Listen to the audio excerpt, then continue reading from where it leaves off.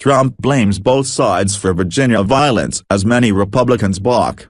U.S. President Donald Trump inflamed tension after a deadly rally by white nationalists in Virginia by insisting that counter-protesters were also to blame, drawing condemnation from some Republican leaders and praise from white supremacists. In a combative news conference, Trump backed off from his Monday statements explicitly denouncing the Ku Klux Klan, neo-Nazis and white supremacists for the violence that erupted at a Unite the Right rally in Charlottesville, and reverted to his weekend contention that many sides were to blame. "You had a group on one side that was bad," Trump said on Tuesday, "and you had a group on the other side that was also very violent, and nobody wants to say that, but I'll say it right now." Trump later said, "I think there is blame on both sides and I have no doubt about it," adding that there are very fine people on both sides. At the weekend rally against the removal of a statue of Robert E. Lee, commander of the pro-slavery Confederate Army during the U.S. Civil War,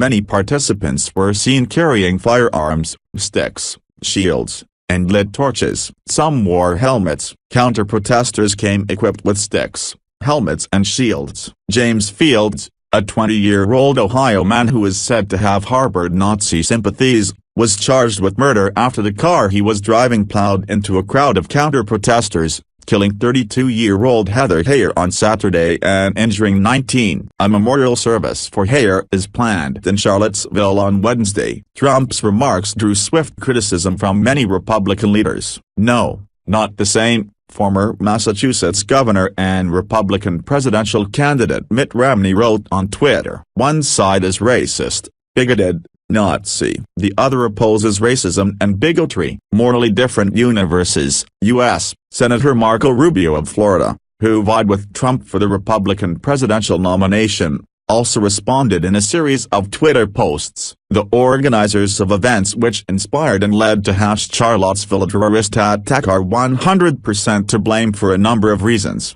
Rubio began, "Mr. President, you can't allow white supremacists to share only part of the blame. They support idea which cost nation and world so much pain.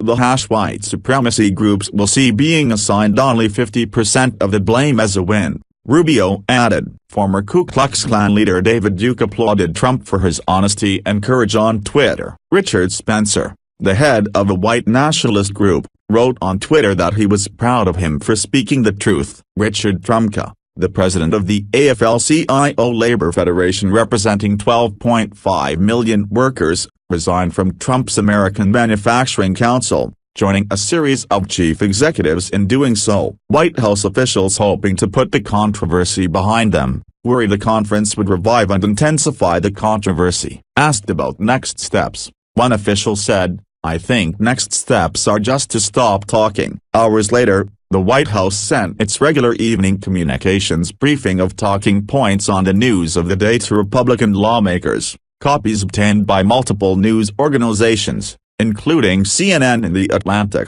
showed the first summary point read, "The president was entirely correct. Both sides of the violence in Charlottesville acted inappropriately, and bear some responsibility.